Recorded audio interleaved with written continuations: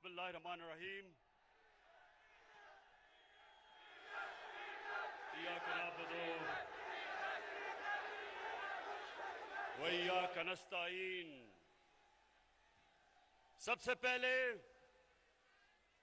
शौकत भट्टी आपको, आपके एमपीज को, मेहदी भट्टी को, अपने तहरीक इंसाफ के कारकुनों को, मेरे सारे जितने भी यहां हमारे ओहदेदार बैठे हैं, मैं सबको इस शानदार जलसे की भरपूर मुबारक भी देता हूं, खराज तहसीन भी पेश करता हूं।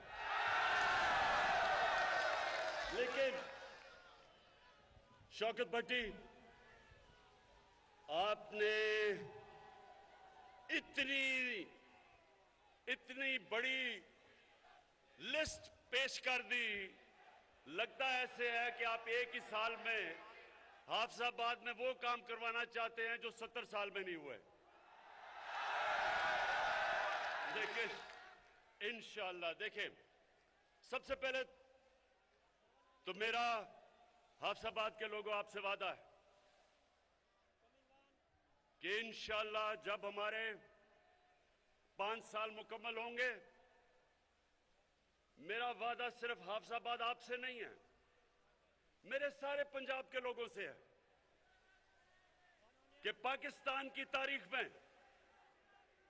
इन 5 सालों में जो हम डेवलपमेंट का काम करेंगे, इस सारी मुल्क की तारीख में इतना काम नहीं हुआ होगा जो इंशाअल्लाह पंजाब में हम आपको करके दिखाएंगे। अब मैं हाफिजाबाद के नौजवानों, मैं आपका सबका जुनून देख रहा हूं। मैं ये चाहता हूं, अभी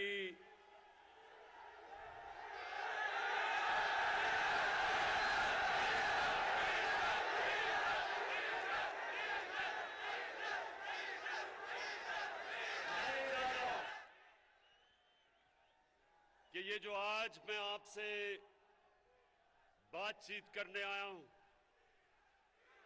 आपने बड़े तहम्मुल से और आराम से मेरी बात सुननी। मैं सबसे पहले एक चीज आपसे पूछता हूं, क्योंकि आप बाशऊर लोग हैं, मुझे ये बताएं कि इमरान खान को सियासत में आने की जरूरत क्या थी 25 साल पहले? अल्लाह इमरान खान को सब कुछ दे चुका था, जो भी मैं जिंदगी में चाहता था अल्लाह वो दे चुका था। मैं सिर्फ एक वजह से आया था, और मैं नौजवानों आपके लिए, क्योंकि आप इस मुल्क का मुस्तकबिल है, मैं ये चाहता हूं बड़े गौर से आप मेरी बात सुने। पाकिस्तान क्यों बना था? यह मुल्क इलामा इकबाल की जो ख्वाब थी, हम सब अपने आप से पूछे कि क्या जरूरत थी पाकिस्तान की बनाने की? ये एक बड़े मकसद के लिए बना था, और आप अगर जब तक इसको नहीं समझेंगे, हम कौम नहीं बनेंगे। क्योंकि एक कौम तब बनती है वो जब एक नजरिए पे खड़ी होती है। नजरिए के बगैर कौम नहीं बन सकती।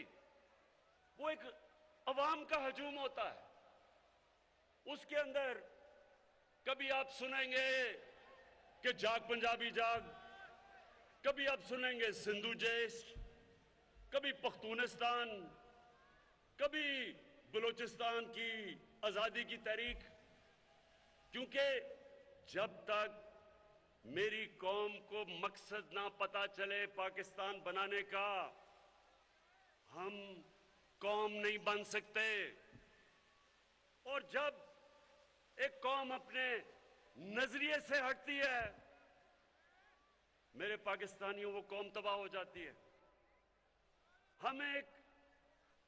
हमने एक अजीम कौम बनना था, नहीं बने। और आज मैं आप सबके सामने पहले तो यह रखता हूं कि नजरिया था क्या पाकिस्तान का। नजरिया पाकिस्तान का इल्लामा इकबाल ने बड़ा वाज़ेह किया था कि हमने वो रियासत बननी थी जो हम सारी कौम ने इकट्ठा होना था, उस नजरिए पे जो नजरिया हमारा नबी सल्लल्लाहु अलैहि वसल्लम का था। और उन्होंने एक रियासत बनाई थी, मदीना की रियासत। वो क्यों अल्लाह हमें कहता है कि अपने नबी की सुन्नत पे चलो? क्योंकि वो मदीना की रियासत के ऊपर कई सदियों तक मुसलमानों ने दुनिया की इमामत की। जैसे जैसे वो उन असूलों से पीछे हटते रहे, मुसलमान नीचे आते रहे, तो मेरे नौजवानों, मैंने फैसला किया कि मैं अपनी कौम को उसकी तरबियत के लिए एक अथॉरिटी बनाऊं जिसका नाम रहमतुल आलमीन अथॉरिटी है। उसका मकसद क्या है? उसका मकसद अपने नौजवानों को, अपने स्कूल के बच्चों को, सबको बताना कि हमारे नबी सल्लल्लाहु अलैहि वसल्लम की सीरत क्या थी, उनका रास्ता क्या था। सबसे पहले आपने एक चीज समझनी है कि उनको रहमतुल आलमीन क्यों कहते थे? क्योंकि अल्लाह ने कहा था वो सब इंसानों के लिए, सिर्फ मुसलमानों के लिए नहीं, सब इंसानों के लिए रहमत बन के आए थे। उन्होंने मदीना की रियासत में इंसानों को इकट्ठा किया था। उसमें ईसाई भी थे, उसमें यहूदी भी थे, उसमें काफिर भी थे। उन सबको उन्होंने, इंसानों को इकट्ठा किया था एक नजरिए पे। और वो नजरिया ये था मदीना की रियासत में कि सबसे पहले रियासत में अदल और इंसाफ होगा। रियासत इंसानों को एक ही कानून सब इंसानों को रखेगी, यानी कि ताकतवर और कमजोर एक ही कानून, कानून की हुक्मरानी, इंसाफ। दूसरा रियासत में असूल था इंसानियत, फलाई रियासत, दुनिया की तारीख की पहली फलाई रियासत बनी थी। और तीसरी खुददारी, कि वो रियासत एक आजाद रियासत थी। और इन तीनों के ऊपर भी मैं बात करूंगा, लेकिन उन्होंने उससे अवाम के लिए अल्लाह ने मदीना की रियासत में जो कुरान की आयत थी, अमर बिल मारूफ व नही अनिल मुनकर,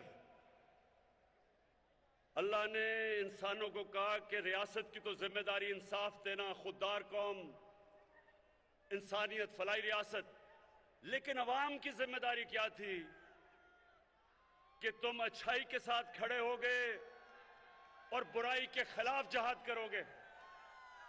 ये समझ जाएं कि अल्लाह ने इंसान को ये इजाजत नहीं दी थी कि एक तरफ बुराई हो रही हो और आप इंसान कहे जी कि मैं तो किसी की तरफ भी नहीं हूं। ये मैं 25 साल से अपनी कौम को बता रहा हूं कि जब तक एक कौम बुराई के खिलाफ नहीं खड़ी होगी, उस कौम में बुराई बढ़ जाएगी, वो कौम आगे नहीं बढ़ेगी। जब एक कौम देखेगी कि जुल्म हो रहा है, जुल्म के खिलाफ नहीं खड़े होंगे, जुल्म बढ़ जाएगा। जब एक कौम देखेगी कि करप्शन बढ़ रही है और कौम कुछ नहीं करती, तो माशरे में करप्शन बढ़ जाएगी। जब हम आप देखते हैं कि माशरे में सेक्स क्राइम बढ़ती जा रही है, बच्चों से ज्यादतियां, रेप, ये माशरा इसका मुकाबला करता है। तो मैं सबसे पहले अपनी कौम को यह बताना चाहता हूं कि मैं 25 साल से अपनी कौम में तबलीग कर रहा हूं कि आपके ऊपर फर्ज है कि हम सब, अगर हमने अजीम कौम बनना है तो हमें सब अच्छाई का साथ देना है। हम जब देखें कि मुल्क के नामवर करप्ट लोग, मुजरिम, अदालतों में जिनके केस, वो जब सब खड़े होके एक तरफ कोशिश करते हैं कि मुल्क की रियासत को गिराने के लिए, पैसा चलाने के लिए, लोगों को खरीदने के लिए, चोरी के पैसे से लोगों के जमीर खरीदने के लिए, तो रियासत की जिम्मेदारी होती है इसके खिलाफ आवाज बुलंद करना, अवाम की जिम्मेदारी होती है, अदलिया की जिम्मेदारी होती है, इलेक्शन की जिम्मेदारी होती है। कौम मुकाबला करती है इसका। मैं नौजवानों मगरिब में अपना बड़ा टाइम गुजारा क्रिकेट की वजह से। आप यकीन करें कि उनकी जमहूरियत के अंदर किसी की जुर्रत नहीं हो कि वो किसी एमपी के ऊपर, मेंबर ऑफ पार्लियामेंट का जमीर खरीदने की कोशिश करे। उनकी जुर्रत नहीं होती, ना एमपी की, मेंबर पार्लियामेंट की जुर्रत होती है बिकने की, क्योंकि उन्हें पता है कि वो माशरे में नहीं अपनी शक्ल दिखा सकेंगे। एक नौजवानों ये जरा गौर से सुने, ये सारी जिंदगी बातें आपको काम आएंगी। अमेरिका के अंदर एक बड़ा अमीर आदमी था, उसका नाम बर्नी मैडॉफ था। बहुत अमीर आदमी था, सारे बड़े बड़े लोग उसको जानते थे, फिल्म स्टार वगैरह सब जानते थे। वो करप्शन में पकड़ा गया। अब नौजवानों ये सुनो उसे हुआ क्या। जब वो करप्शन में पकड़ा गया, उसके बड़े बेटे ने खुदकुशी की। उसका जो दूसरा बेटा था वो घर से ना निकला और अब घर बैठा बैठा ही मर गया बीमारी में। उसकी बीवी ने तलाक दी, उसकी बहन और उसके खामद ने खुदकुशी की। क्यों? क्योंकि उनको पता था कि माशरे में उनकी जगह खत्म हो गई, कोई घर नहीं उनको बुलाएगा, कोई उनके बच्चों से शादी नहीं करेगा। ये होता है खौफ। जब एक कौम अमर बिल मारूफ पे खड़ी होती है, खौफ होता है लोगों को कि माशरा क्या कहेगा। तो मैं इसलिए रहमतुल्लिल आलमीन अथॉरिटी बनाई कि हम अपने बच्चों को पढ़ाएं, स्कूल के अंदर बच्चों को सीरत नबी से पढ़ाएं, यूनिवर्सिटी में रिसर्च करवाएं, इसके ऊपर डिबेट्स करवाएं, मुल्क का कैरेक्टर बनाएं। एक जब मदीना की रियासत खड़ी हुई थी तो हमारे नबी सल्लल्लाहु अलैहि वसल्लम ने उनका कैरेक्टर, उनको लोगों को उठा दिया था, इखलाकियात उठा दी थी। और इसलिए एक तो ये वजह है कि मैंने ये अथॉरिटी बनाई कि सीरत, नबी की सीरत बच्चे बच्चे को पता हो, फिर वो जो मर्जी करना चाहता है करे, लेकिन हम अपनी रियासत, अपने लोगों में शऊर पैदा करें कि उनको पता तो चले कि ये मुल्क बना क्यों था। हमने तो एक मिसाल बनी थी दुनिया में कि एक मिसाली इस्लामी रियासत क्या होती है। ये तो इलामा इकबाल की सोच थी। तो मैं सबसे पहले ये कहना चाहता हूं कि मैं 25 साल पहले जब सियासत शुरू की थी तो मैं इसलिए नहीं आया था कि टमाटर की क्या कीमत है और आलू की क्या कीमत है। मैं इसलिए आया था कि मैं पाकिस्तानियों को एक कौम बनाना चाहता था। मैं देखा कि कैसे कायदे आजम के बाद आहिस्ता आहिस्ता हमारी कौम, दुनिया में उसका वकार गिरता गया। मैंने देखा कि कैसे आहिस्ता आहिस्ता हमारे जो हुक्मरान थे उनको पता ही नहीं था कि मुल्क बना क्यों है। कायदे आजम के बाद कभी भी कोई ऐसी लीडरशिप नहीं आई जिसने लोगों को बताया कि ये मकसद क्या था। जब पाकिस्तान बनने का ये नारा लगा था कि पाकिस्तान का मतलब क्या, तो ला इलाहा इल्लल्लाह जो नारा था वो इसमें फलसफा था कि कैसे हमने एक गैरतमंद और अजीम कौम बनना है। तो मैं दूसरी बात करता हूं कि हम कौम कैसे बनेंगे। एक तो मैंने रहमतुल्लाह आलमीन का आपको कहा, दूसरा हमने फैसला किया कि हम अपनी कौम में एक तालीमी निसाब लेके आएंगे। अभी तक अंग्रेज का बनाया हुआ निसाब के इंग्लिश मीडियम छोटे से तबके के लिए, अच्छी नौकरियां उनके लिए, अवाम के लिए उर्दू मीडियम, फिर एक तरफ दीनी मदरसे। ये पहली दफा 70 साल में पाकिस्तान की तारीख में एक तालीम का निसाब हम लेके आए हैं, पहली दफा। और मैं इस तरह शफकत महमूद आपको और आपकी टीम को खराज तहसीन पेश करता हूं कि हमने फैसला किया कि कौम बनाने के लिए आपको एक निसाब चाहिए। सबको अंग्रेजी पढ़ाएं, लेकिन अंग्रेजी एक इंसानों के अंदर फर्क करने के लिए तो ना हो कि जो पढ़ा लिखा है वो पहले अंग्रेजी बोले बताने के लिए कि मैं पढ़ा लिखा हूं। ये इसलिए हुआ है कि हमने कभी अपने निसाब को ठीक नहीं किया। तो इंशाअल्लाह ये जो हमने किया है, ये अभी शुरू किया 5 क्लासेस तक, सबको अंग्रेजी पढ़ाएंगे, लेकिन सबको एक निसाब पढ़ाएंगे। हमने अपने दीनी मदरसों को भी, उनको भी हम बीच में लेके आ रहे हैं कि उनको भी और सब्जेक्ट पढ़ाए जाएं, ताकि हमारे दीनी मदरसे के बच्चे भी ऊपर आ सके, वो भी जनरल बन सके, जजेस बन सके, डॉक्टर बन सके। तो सारी कौम को उठाने के लिए सबसे पहले तो तालीम के ऊपर हमने काम किया। फिर 26 लाख स्कॉलरशिप्स, ये सुने जरा गौर से, 26 लाख स्कॉलरशिप्स हमने रखी अपने अवाम के लिए, नौजवानों के लिए। और ये सारों को मॉनिटर कौन कर रहा है?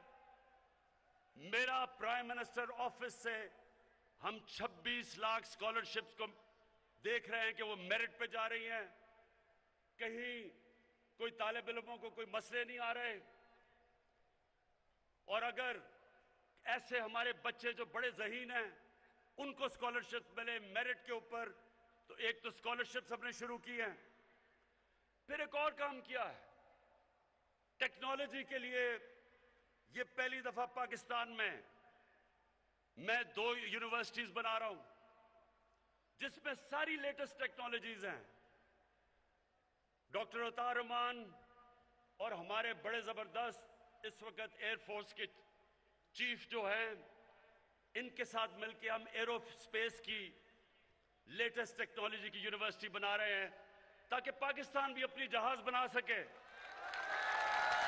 7 साल से किसी ने नहीं सोचा कि हम बाहर से चीजें लेते हैं। हमारे पास अक्ल भी है, हमारे पास ज़हीन लोग हैं, हर किस्म का प्रोफेशनल है, क्यों नहीं हम अपने जहाज बनाते? तो ये जो हमने इसलिए नहीं बनाते कि हमारे पास कोई यूनिवर्सिटी नहीं है। और एरोस्पेस की टेक्नोलॉजी की तो 2 यूनिवर्सिटीज शुरू कर दी बनानी, और इंशाअल्लाह इन यूनिवर्सिटी से आप देखेंगे कि मुल्क अपने पैर पर खड़ा होगा। हम लोगों से ये चीजें नहीं मंगवाएंगे। अच्छा, उसके बाद अब मैं आपको जो सबसे जरूरी बात बताना चाहता हूं, हमारे नबी सल्लल्लाहु अलैहि वसल्लम जब मदीना की रियासत में उनके पास थोड़े से भी मुसलमान हुए थे, 5000 या 6000 मुसलमान थे। ये जरा गौर से सुने, तारीख का हिस्सा है। 628 और 629 उन्होंने 2 खत लिखे। अब सोचे कि मुसलमान थोड़े से चंद हजार थे, और खत लिखा उन्होंने एक सुपर पावर को। दुनिया बटी हुई थी 2 सुपर पावर्स के बीच में। एक था पर्शियन एम्पायर, एक सुपर पावर एक तरफ मशरिक में, और मगरिब में थी रोम बैजेंटाइन एम्पायर। उन्होंने दोनों सरबराह को एक खत लिखा, दोनों को एक पैगाम दिया कि मैं अल्लाह का पैगाम लेके आया हूं, अगर तुम इस पैगाम पे चलोगे तो तुम्हारी बेहतरी है। अब सोचें कि एक लीडर, दुनिया के तारीख का सबसे अजीम लीडर, उसकी शान देखें कि जब उनकी फौजें लाख लाख लाख लाख से ज्यादा बड़ी फौजें और जदीद हथियार थे, ये कुछ भी नहीं थे, थोड़े से हजार मुसलमान थे। लेकिन दुनिया के लीडर को जरा देखें कि उसने उनको ये नहीं कहा कि मैं इमदाद चाहता हूं, उन्हें ये नहीं कहा कि मैं तुम्हारे से कर्जे चाहता हूं, उन्होंने कहा मैं सच का पैगाम लेके आया हूं। और दुनिया की तारीख शाहिद है कि 10 साल के अंदर अंदर उन दो खत के बाद दोनों सुपर पावर्स घुटने टेक गई मुसलमानों के सामने। तो हाफिजाबाद के लोगों सुनो, लीडर कभी किसी के सामने झुकता नहीं है। हमारे नबी सल्लल्लाहु अलैहि वसल्लम ने उनकी सुन्नत यह है कि ला इलाहा इल्लल्लाह इंसान को गैरत देता है। जब वो एक इंसान ला इलाहा इल्लल्लाह पढ़ लेता है, वो किसी झूठे खुदा के सामने नहीं झुकता। और हमारी बदकिस्मती कि हमारे जनाब यहां का प्राइम मिनिस्टर अमेरिकी सदर के सामने बैठता है, यहां का प्राइम मिनिस्टर अमेरिकी सदर के सामने बैठता है, काम पे टांग रही होती है उसकी, हाथ में पर्ची पकड़ी हुई होती है कि कहीं मेरे मुंह से कोई गलत चीज ऐसी ना हो जाए कि अमेरिका का सदर नाराज ना हो जाए। जब एक मुल्क का लीडर इस तरह किसी के सामने टांगे कंपाता है, तो उसके बाद वो कौम को गिरा देता है, कौम गिर जाती है। कौम को तो लीडर उठाता है। हमारा जो लीडर, सबसे अजीम लीडर कायदे आजम मोहम्मद अली जिन्ना, एक गुलाम हिंदुस्तान में आजाद लीडर था, एक आजाद इंसान था। उसको देख के मुसलमानों को फख्र होता था, कभी किसी के सामने नहीं झुकता था। और हमारी अभी क्या हुआ जरा ये सुने। यूरोपियन यूनियन के एम्बेसडर्स ने मिलके खत लिखा कि इमरान खान को और हमारी हुकूमत को रूस के खिलाफ बयान देना चाहिए। अब ये सारे प्रोटोकॉल के खिलाफ है, ये सारे डिप्लोमेटिक प्रोटोकॉल्स के खिलाफ है कि एम्बेसडर्स ओपन लेटर लिख दें। और मैंने उनकी सही तनकीद की। मैंने उनको यह कहा कि तुमने हिंदुस्तान से इस तरह जुर्रत है खत लिखने की, और किसी मुल्क को लिखोगे ऐसा खत? और मैंने ये पूछा कि हम एक आजाद मुल्क हैं, हम किसी के गुलाम नहीं हैं। हमारे यहां अब ये सुने, पहले तो 2-3 लोगों की स्टेटमेंट्स आ गई। फजल रहमान ने कहा जी बड़ा इमरान खान ने बड़ा जुल्म कर दिया।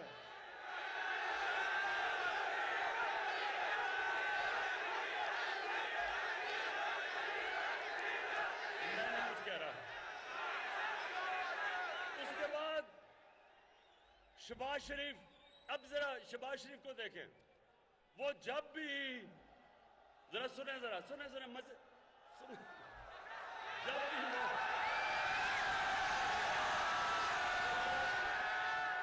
आप देखते होंगे जब वो कोई बाहर का एम्बेसडर गोरा आता है उसके सामने, तो वो जल्दी से अपनी टाई कमीज पहन के ना तो अपना सूट पहन लेता है कि सर मैं भी आप ही की तरह हूं। और फिर वो कहता है कि जी ओहो इमरान खान ने बड़ा जुल्म कर दिया कि यूरोपियन अंग्रेजों की उन्होंने तनकीद कर दी। उसके बाद काम पे टांग रही। दलाल कहता है कि ओहो इमरान खान ने पाकिस्तान पे जुल्म कर दिया। मेरे पाकिस्तानियों जरा गौर से सुने, मैं इन सबसे बेहतर मगरब को जानता हूं। मेरी जिंदगी के कितने साल गुजरे, क्रिकेट खेलता था सारी दुनिया में। मैं मगरबी ज़हनियत को अंदर से जानता हूं। जो लोग उनके जूते पॉलिश करते हैं, वो उनको हकारत से देखते हैं। जो लोग अपनी कौम के मफादात के लिए खड़े होते हैं, वो उनकी इज्जत करते हैं। आपने देखा, सुनो जरा,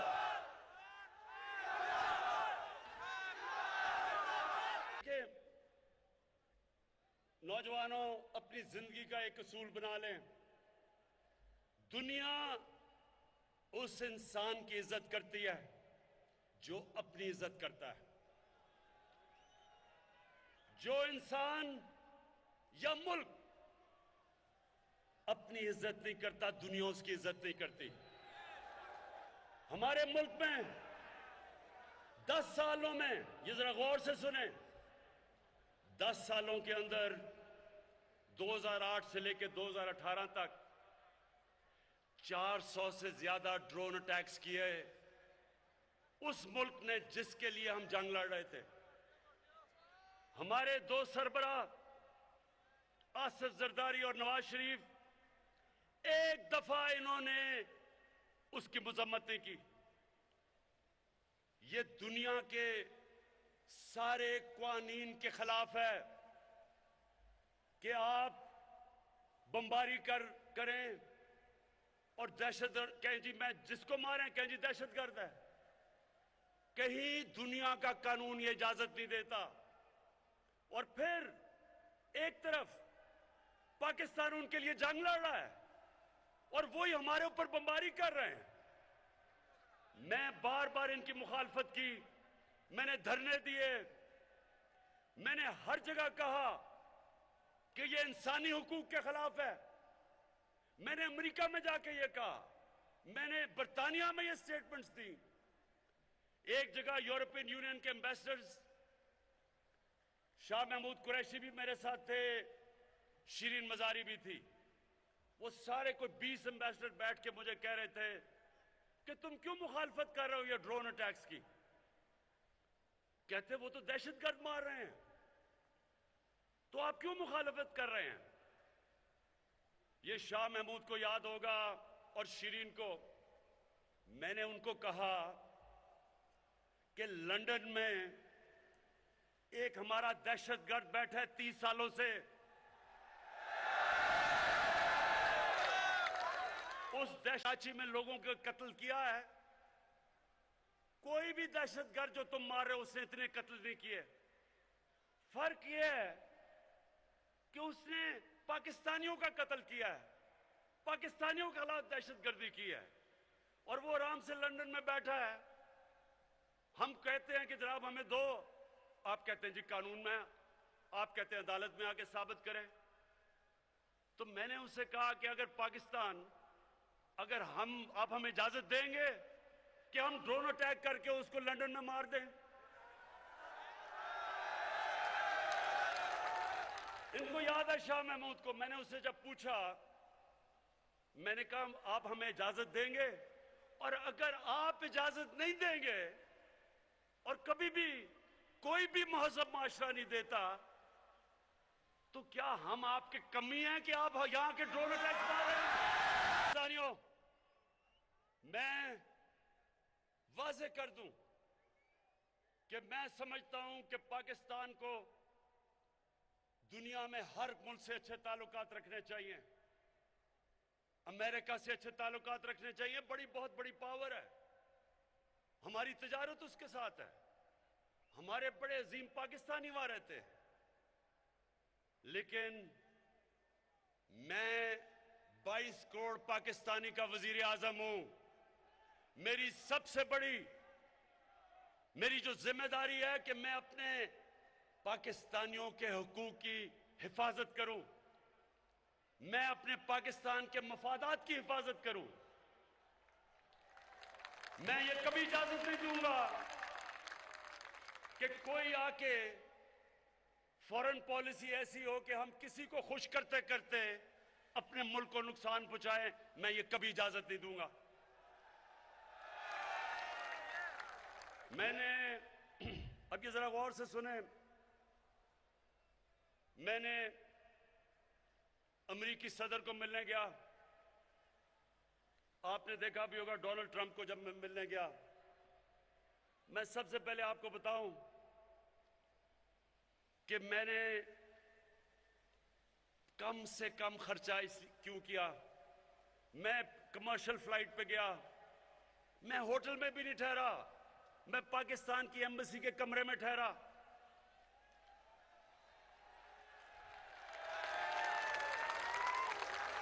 क्योंकि मैं उनको यह बताना चाहता था कि मेरे मुल्क के ऊपर इस वक्त मुश्किल माशी हालात हैं, मैं अपने मुल्क का पैसा बचा रहा हूं। मैं वहां सूट पहन के नहीं गया, मैं अपनी शलवार कमीज में गया। जो दौरा नवाज शरीफ और जरदारी ने $12 लाख से और $14 लाख में किया, वो मैंने $1.5 लाख में किया। सिर्फ इसलिए कि मैं मगरब ज़हनियत को समझता हूं। आप वहां जाके बड़े बड़े होटलों में ठहरे हैं, अपने मुल्क का पैसा खर्च करें, उनको बड़े बड़े तोहफे दें, और उनको पता हो कि आपका मुल्क मकरूज है, वो आपकी इज्जत नहीं करते, वो आपको नीचा समझते हैं, वो आपका मजाक उड़ाते हैं आपके पीछे। मैं जानता हूं उनको। वो आपकी इज्जत करते हैं जब वो देखते हैं कि इसको अपने मुल्क की फिक्र है। वो देखते हैं कि उसे जब अपने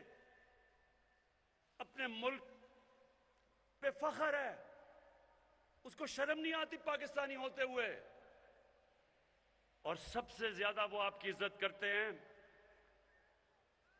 और ये सुने जरा गौर से, जब भी मेरे पास कोई बाहर से कोई सरबरा मुल्क का आता है, कोई फॉरेन मिनिस्टर आता है, तो सुने पाकिस्तानियों, मेरी एजेंसीज, मेरा फॉरेन ऑफिस मुकम्मल तौर पे उसके ऊपर बताता है कि उसने तालीम किधर हासिल की, उसने सियासत से पहले क्या किया, उसका पेशा क्या था, उसने पैसा क्या बनाया, वो ईमानदार है या नहीं, पूरा मेरे पास उसकी डिटेल आती है उसके मिलने से पहले। इसी तरह जब पाकिस्तान का सरबराह जाता है बाहर के मुल्क में, तो उनके पास हर चीज उसके ऊपर आ जाती है कि इसकी तालीम क्या है, इसकी सियासत में क्या इसका पोजीशन है, क्या ये ईमानदार है या नहीं। और जब उनको ये पता चलता है कि हमारे वजीर आजम की अरबों डॉलर की प्रॉपर्टीज बाहर पड़ी हैं, ये याद रखें कि उनकी एजेंसीज मुकम्मल तौर पे बता देती हैं कि उनके पैसे किधर हैं। उनकी लंदन में तो क्या पाकिस्तान में भी कोई प्रॉपर्टी नहीं, उनको सब पता चल जाता है। उनके पास एक एक चीज होती है। इसलिए अगर अल्लाह ने मुझे बाहर इज्जत दी, तो उनको सबको पता है कि मेरा कोई पैसा बाहर नहीं पड़ा। उन सबको पता है कि मैंने अपने मुल्क से करप्शन नहीं की। वो आपकी इज्जत करते हैं। और अल्लाह का शुक्र है कि चाइना में गए, उन्होंने हमारी इज्जत की। आपने देखा होगा कि उन्होंने रिकॉर्ड टाइम पे, हाफिजाबाद ये याद रखो, रिकॉर्ड टाइम में चाइना ने हमें फाइटर जहाज दिए, J-10C, जो आपको पता होना चाहिए कि ये 1982 के बाद पाकिस्तान के पास इस तरह के जहाज आए हैं, और ये हमारे तहफ़्फ़ुज़ के लिए। और जो लगने थे 2 या 3 साल, 7 महीने में उन्होंने हमें ये JC-10 की स्क्वाड्रन दी है। ये F-16 के बाद सबसे बड़ा पाकिस्तान की हिफाजत के लिए चाइना ने दिया है, क्योंकि इज्जत करते हैं। हम रूस गए, 3 गार्ड ऑफ ऑनर दिए उसने, रूस के प्रेसिडेंट ने हमें इज्जत दी, उसने हमें। मैं जब सदर ट्रंप से मिलने गया, उसने इज्जत की। उसे पता था कि ये आदमी 2 नंबर नहीं है। जब वो हमारे पिछलों से मिलते थे तो इसलिए ये बेचारे उनके सामने गिरे हुए होते थे। तो देखें, कौम की इज्जत उसका प्राइम मिनिस्टर होता है, उसका सरबराह होता है। जब वो झुकता है वो कौम की सारी इज्जत नफ्स तबाह करके रख देता है। तो मैंने आपसे 25 साल पहले अपनी कौम से कहा था कि ना मैं कभी किसी के सामने झुका हूं और इंशाअल्लाह कभी अपनी कौम को किसी के सामने झुकने नहीं दूंगा। 22 तारीख को 15 साल के बाद इस्लामिक मुल्कों की यानी OIC की कॉन्फ्रेंस हो रही है इस्लामाबाद में। 15 साल के बाद सारे मुसलमान मुल्कों के फॉरेन मिनिस्टर्स आ रहे हैं पाकिस्तान में। तो ये हमारा मुल्क, हमारी ताल्लुकात सबसे है, सबसे हमारा मुल्क, हमारी ताल्लुकात सबसे है, सबसे रखना चाहते हैं। और मैं आपको ये वाज़ेह कर दूं कि हम सबसे ताल्लुकात रखेंगे, लेकिन अपने मुल्क के मफादात के ऊपर कभी कॉम्प्रोमाइज नहीं करेंगे। अब मैं आता हूं मदीना की रियासत, जरा सुने, आखिर में पहुंच रहा हूं। मैं सिर्फ बताना चाहता हूं कि जो हमने किया है आज तक पाकिस्तान की तारीख में कौम बनाने के लिए किसी ने नहीं किया। मदीना की रियासत फलाई रियासत थी। फलाई रियासत क्यों जरूरी है? रियासत एक कौम बनती तब है जब सारे फर्ज कौम के समझे कि ये जो रियासत है ये हमारे लिए है, ये हमारा ध्यान रखेगी, ये हमें इंसाफ देगी। अगर हमें मुश्किल वक्त आए, घर में बीमारी हो, तो रियासत मेरा ध्यान रखेगी। अगर मैं भूखा हूं तो रियासत हमारे बच्चों का ध्यान रखेगी। तो ये जो सफर है फलाई रियासत का, ये भी पाकिस्तान को कौम बनाएगा। रहमतुल्लाह आलमीन अथॉरिटी कौम बनाएगी। हमारा जो तालीम का निजाम है, एक निसाब, वो कौम बनाएगा। जो हमारी लीडरशिप है अपनी कौम को खुददारी देके ये कौम बनाएगी। और ये जो फलाई रियासत है, इसमें सबसे बड़ा काम जो हमने हेल्थ कार्ड लेके आए हैं, हर खानदान स्वाय सिंध के, क्योंकि सूबे कर रहे हैं, ये उस्मान बुज़दार की मैं खास तारीफ करता हूं कि 400 अरब रुपया कभी पाकिस्तान में इस तरह का पैसा किसी ने खर्च नहीं किया आवाम पे। 400 अरब रुपया हम खर्च कर रहे हैं। हर खानदान को 10 लाख रुपए का हेल्थ कार्ड। इसका मतलब ये जरा सुने, इसका मतलब ये कि अगर आपके घर में खुदा ना खास्ता बीमारी आए तो वो 10 लाख तक आप किसी भी अस्पताल में जाके अपना इलाज करवा सकते हैं। प्राइवेट हॉस्पिटल में जा सकते हैं। प्राइवेट हॉस्पिटल में आम आदमी सोच भी नहीं सकता जाने का।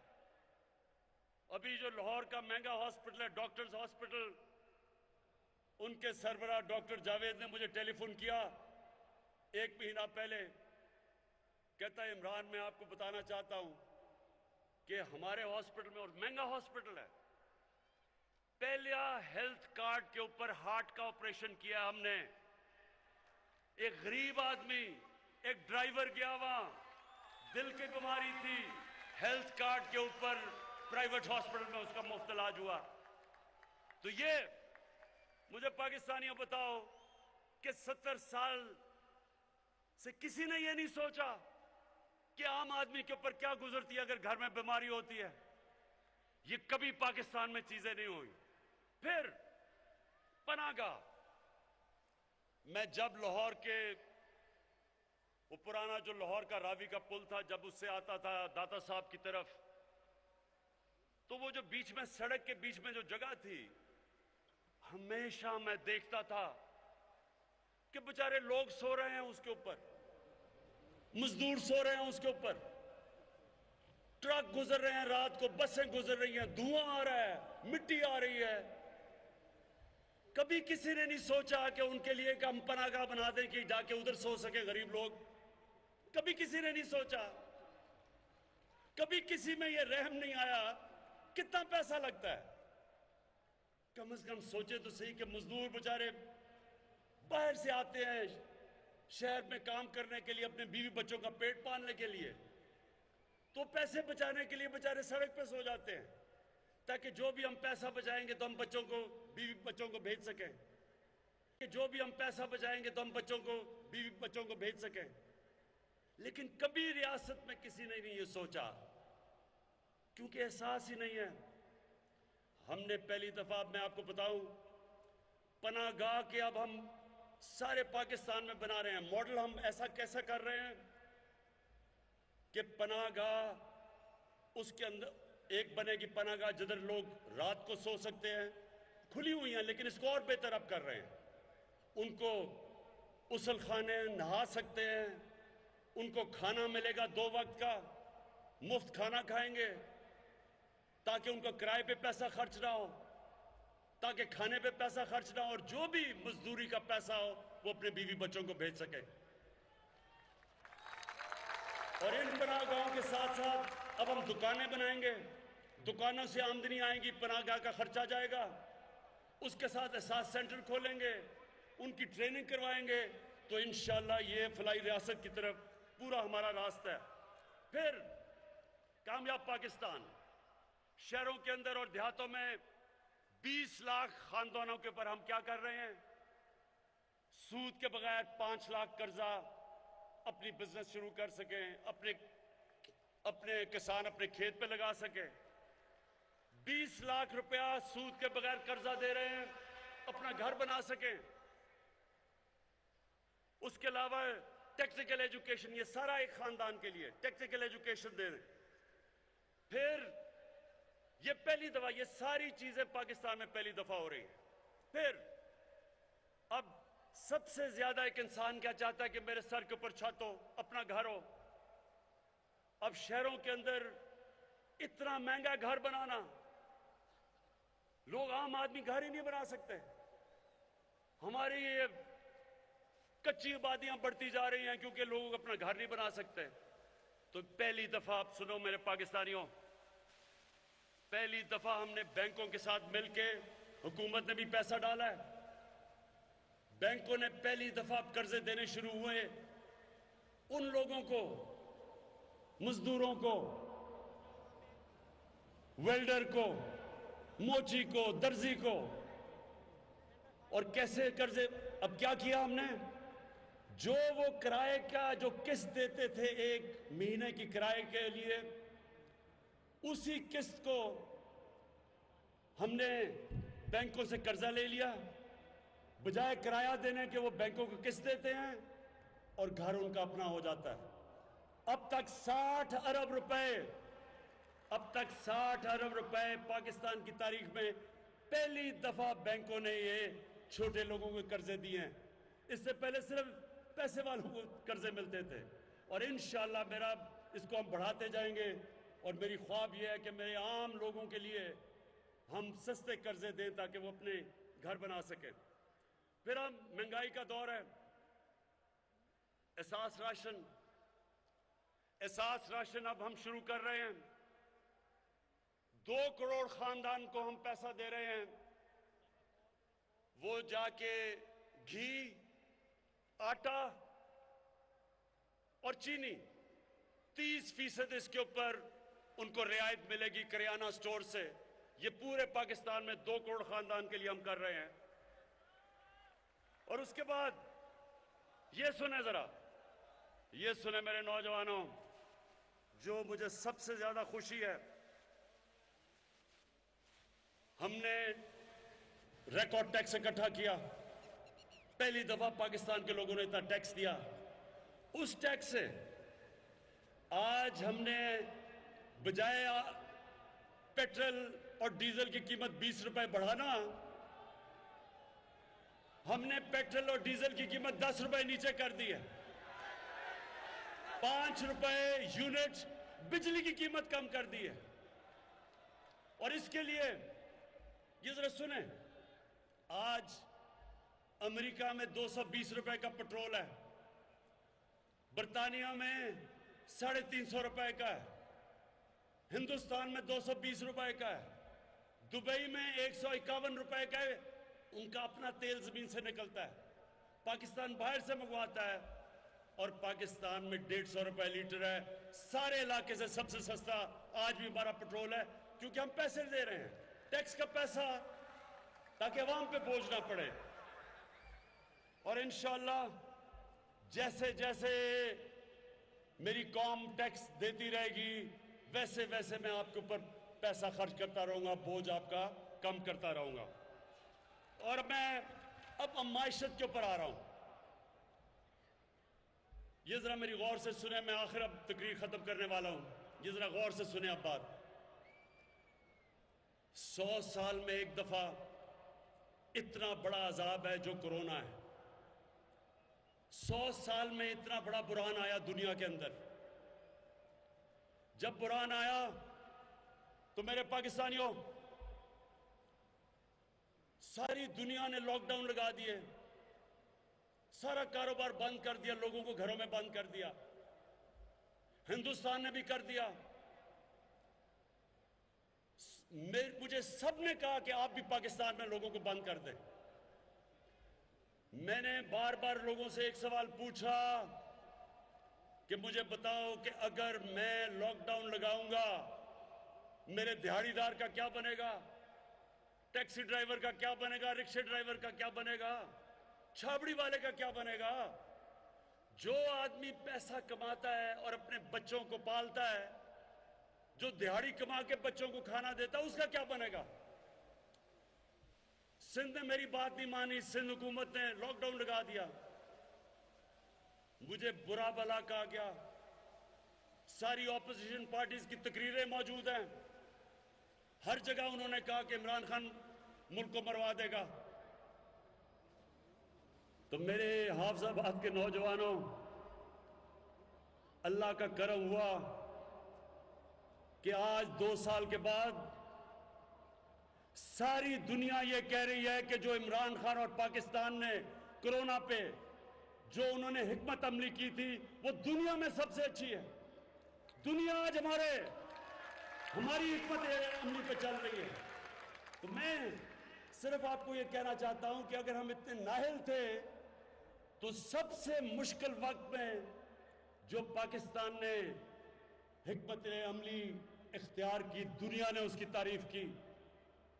वर्ल्ड हेल्थ ऑर्गेनाइजेशन ने, वर्ल्ड इकोनॉमिक फोरम ने, इकोनॉमिस्ट ने पाकिस्तान को दुनिया के टॉप 3 मुल्कों में रखा।